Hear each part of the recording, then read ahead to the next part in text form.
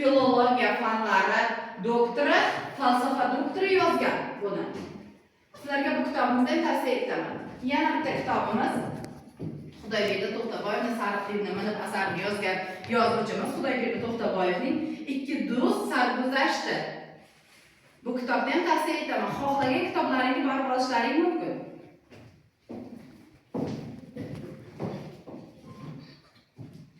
Oq qovunning bolasi Abdurahmon Akbar yozgan kitobimizda.